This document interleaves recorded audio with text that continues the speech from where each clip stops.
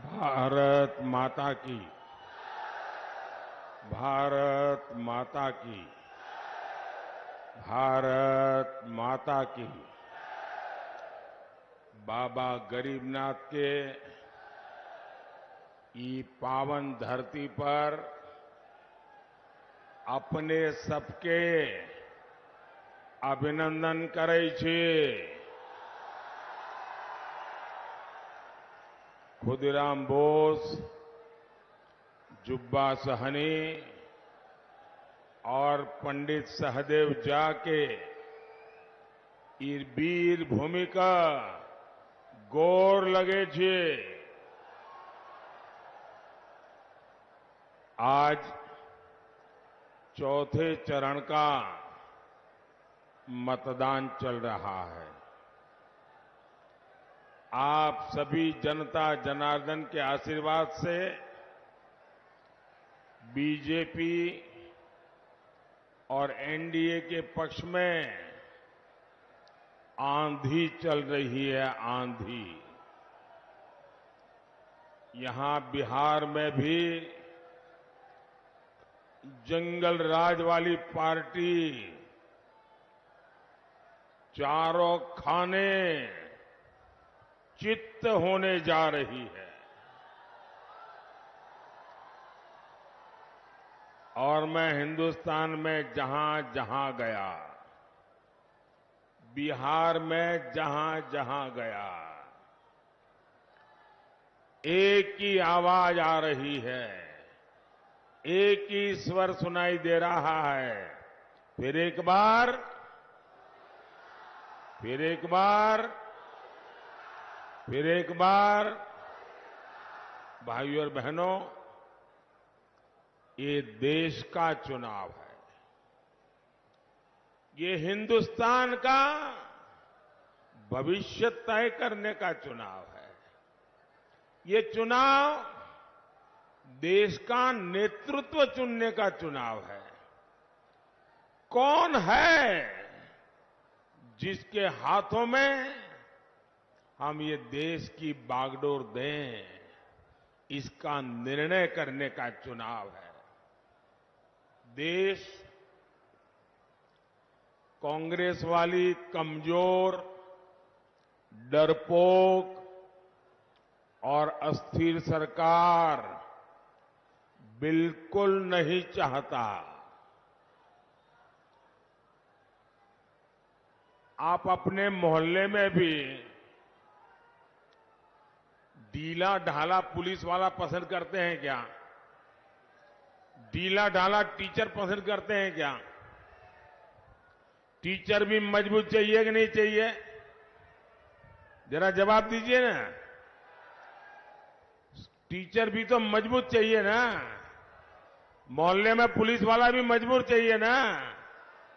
तो फिर देश को प्रधानमंत्री मजबूत होना चाहिए कि नहीं होना चाहिए? डरपोक प्रधानमंत्री देश चला सकता है क्या? आप कल्पना कर सकते हैं, ये लोग इतने डरे हुए हैं, इतने डरे हुए हैं, इनको रात में सपने में भी पाकिस्तान का परमाणु बम दिखाई देता है।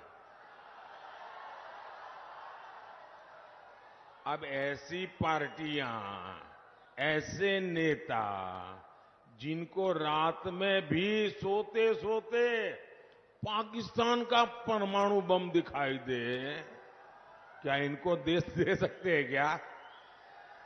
ऐसे लोगों को देश दे सकते हैं क्या? ये कांग्रेस के नेताओं के, इंडी गठबंधन के नेताओं के कैसे कैसे बयान आ रहे हैं। कहते हैं कि पाकिस्तान ने चूड़ियां नहीं पहनी है। अरे भाई, पहना देंगे।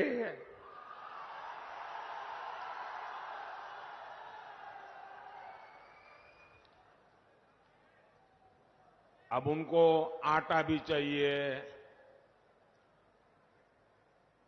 उनके पास बिजली भी नहीं है।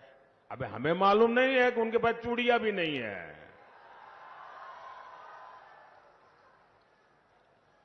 कोई मुंबई हमले में पाकिस्तान को क्लीन चिट दे रहा है, कोई सर्जिकल और एयर स्ट्राइक पर सवाल उठा रहा है।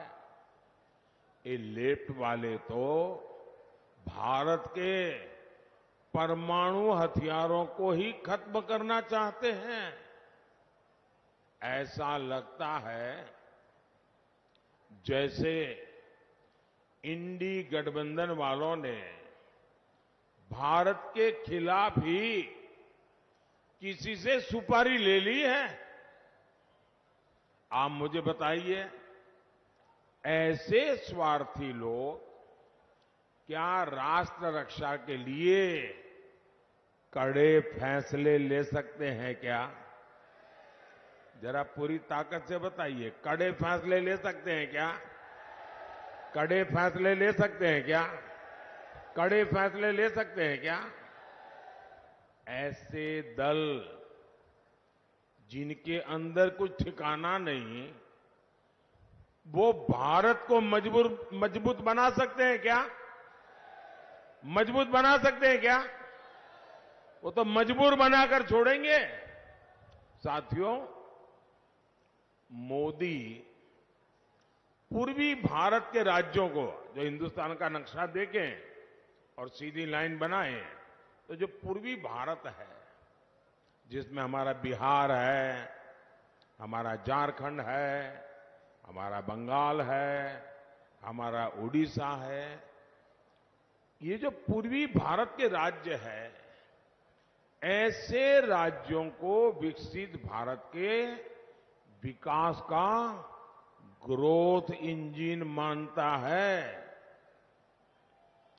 इसलिए मैं विकसित बिहार, विकसित भारत के मंत्र पर काम कर रहा हूं।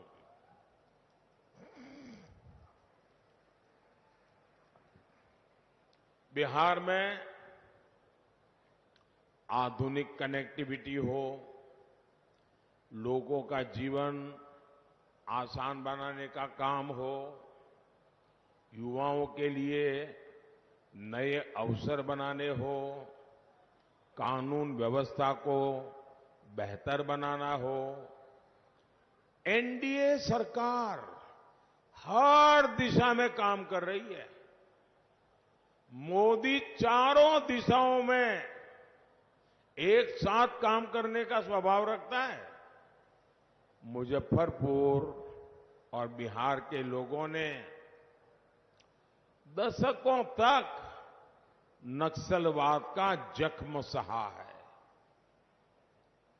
पहले की सरकारों ने नक्सलवाद को पाला पोसा और उसका आपके खिलाफ इस्तेमाल भी किया। अपराध हो, नक्सलवाद हो, इसकी वजह से बिहार में उद्योग धंधे सब चौपट हो गए।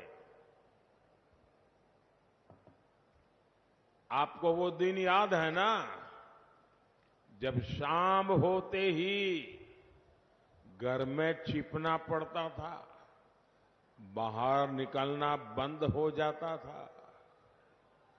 ये जो फर्स्ट टाइम वोटर है ना, वो तो उस समय पैदा भी नहीं हुए होंगे। उनको तो पता ही नहीं होगा क्या मुसीबत थी।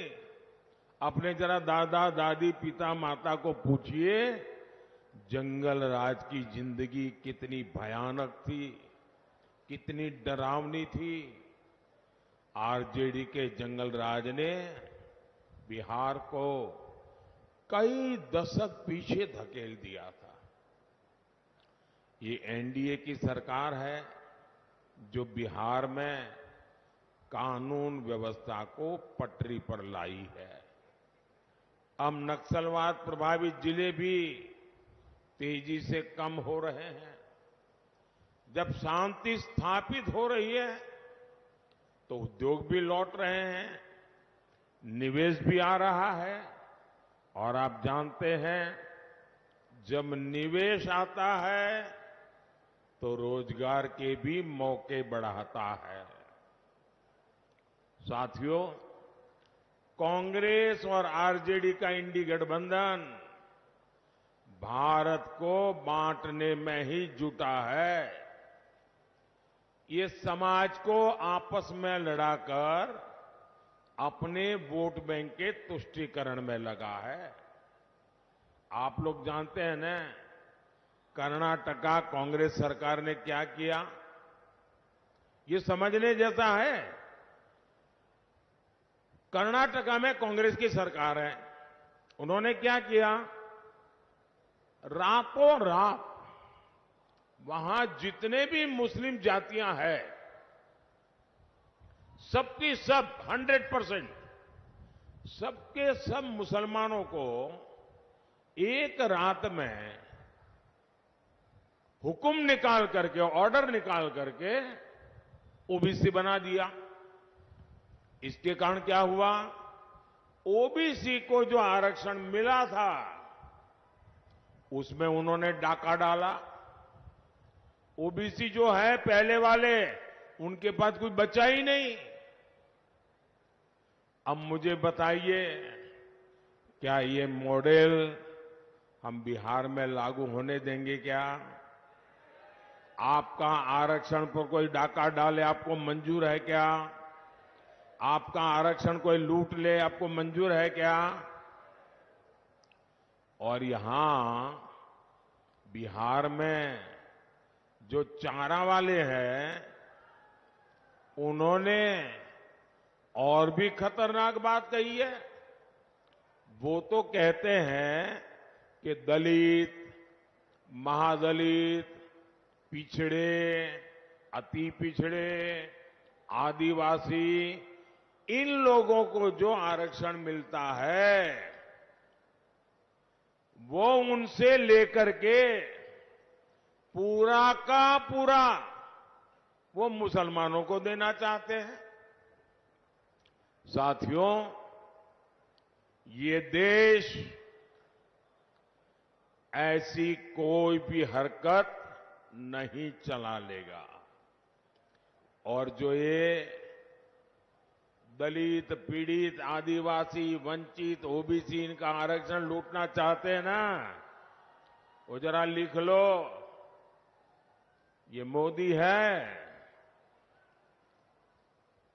जान की बाजी लगा दूंगा, लेकिन आपको न संविधान को हाथ लगाने दूंगा, न धर्म के आधार पर आरक्षण करने दूंगा, और न ही एससी, एसटी, ओबीसी का आरक्षण छीनने दूंगा।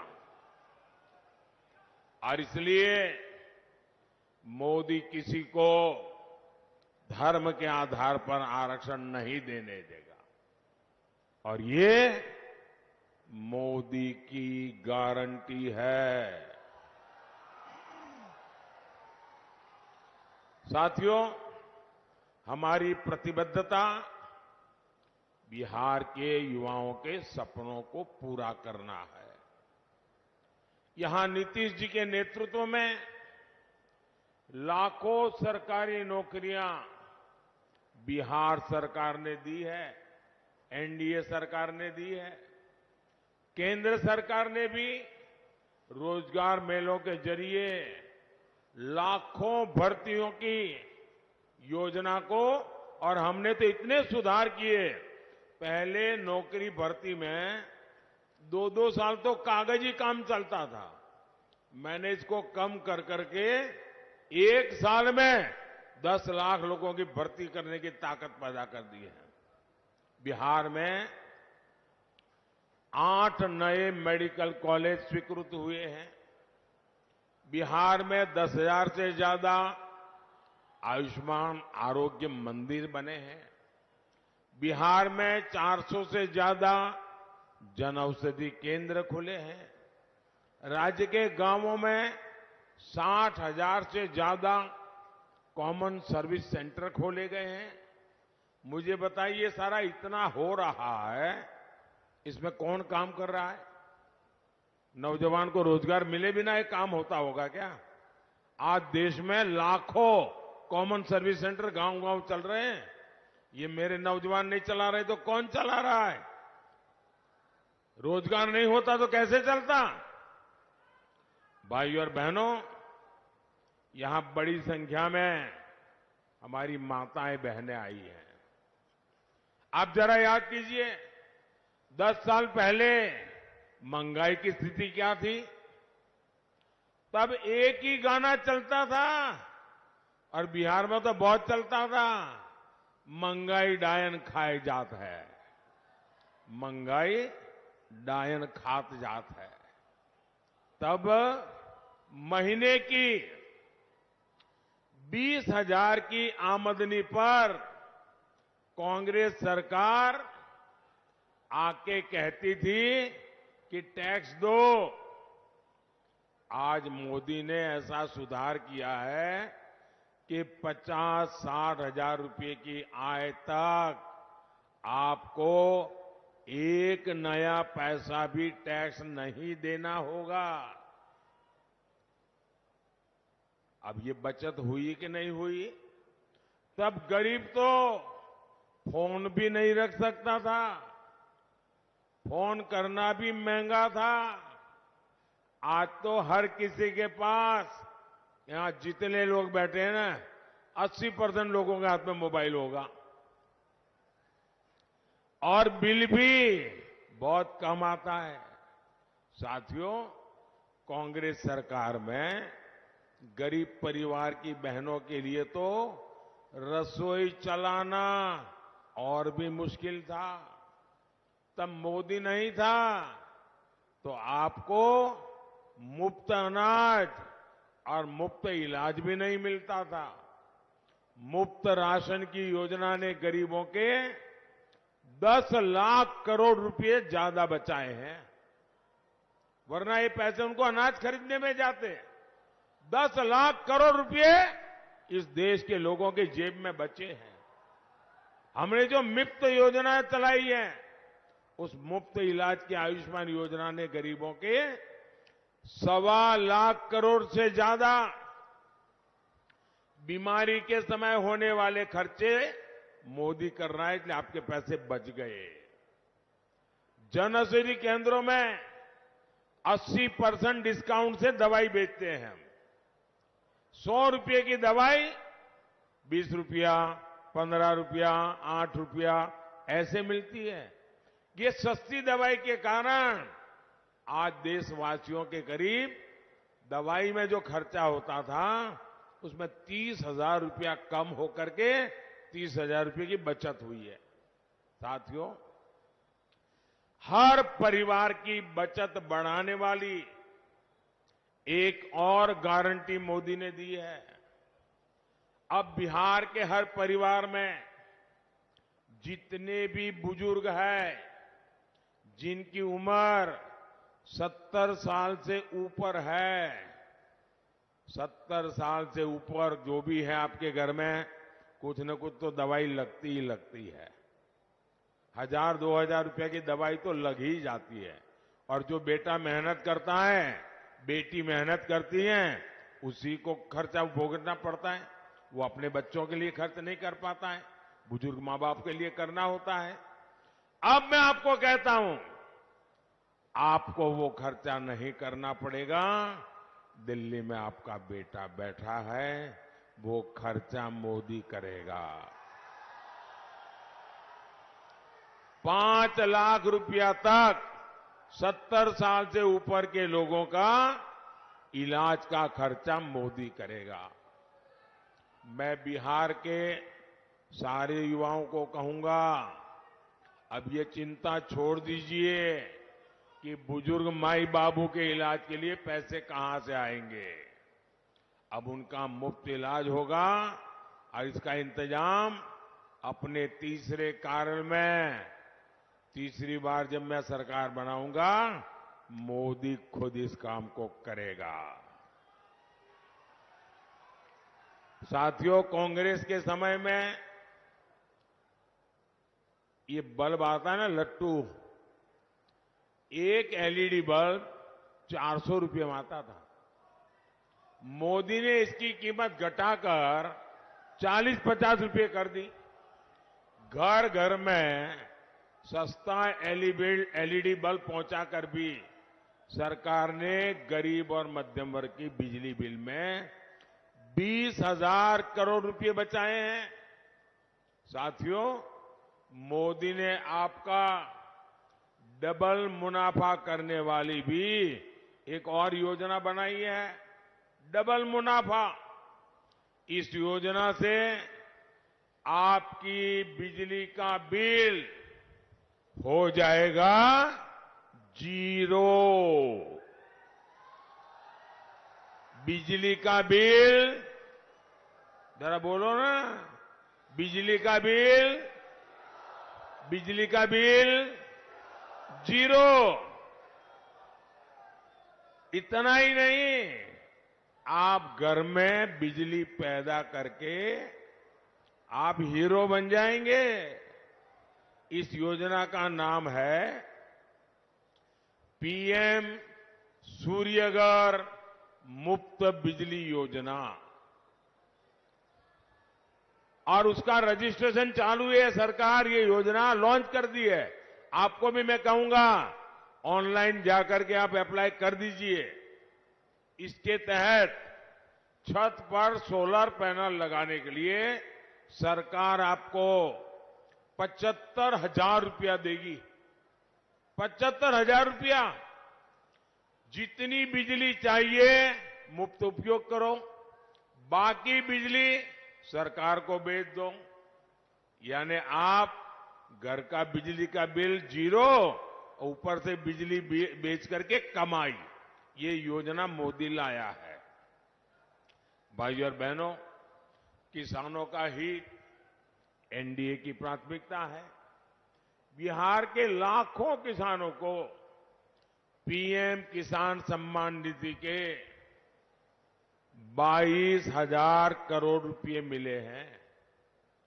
22,000 करोड़ आंकड़ा छोटा नहीं है जी। उसकी जेब में 22,000 करोड़ रुपया गया है।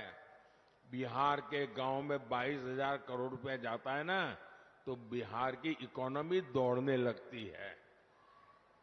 इससे यहां लीची, आम और दूसरी फसल उगाने वाले किसानों को बहुत फायदा हुआ है। ये हमारी सरकार है जिसने मुजफ्फरपुर की लीची को जीआई टैग दिया है। अब बीजेपी ने एक और बड़ी घोषणा की है। आने वाले 5 साल में हम फल सब्जियों के लिए विशेष स्टोरेज क्लस्टर बनाने वाले हैं। यही नहीं, आने वाले 5 साल में फूड प्रोसेसिंग के लिए भी हम तेजी से काम करेंगे। साथियों, हमारी सरकार की प्राथमिकता मछली पालन से जुड़े भाई बहन भी है। इन्हें मत्स्य संपदा योजना से हजारों करोड़ रुपए की मदद दी गई है। ये हमारी ही सरकार है जिसने किसान क्रेडिट कार्ड से मछुआरों को भी जोड़ा है और देश में पहली बार मछुआरों के लिए अलग मंत्रालय बनाया।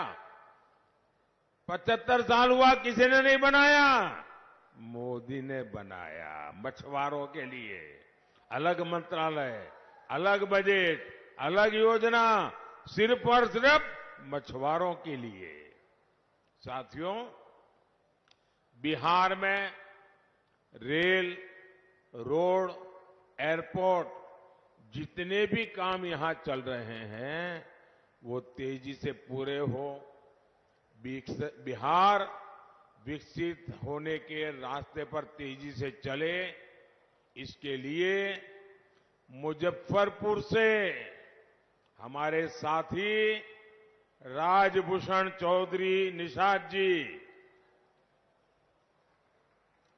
और वैशाली से वीणा देवी जी को भारी वोटों से विजयी बनाना है। और जब आप इनको वोट देंगे ना, तो वोट सीधा सीधा मोदी के खाते में जाएगा। तो आप ज्यादा से ज्यादा वोट करवाएंगे, पोलिंग बूथ जीतेंगे। अच्छा, मेरा एक काम करेगा, घर घर जाइएगा और कहिएगा कि हमारे मोदी जी आए थे और मोदी जी ने परिवार के सबको जय श्री राम कहा है। मेरा जय श्री राम पहुंचा दोगे? हर परिवार में पहुंचा दोगे? बोलिए भारत माता की, भारत माता की, भारत माता की। बहुत बहुत धन्यवाद।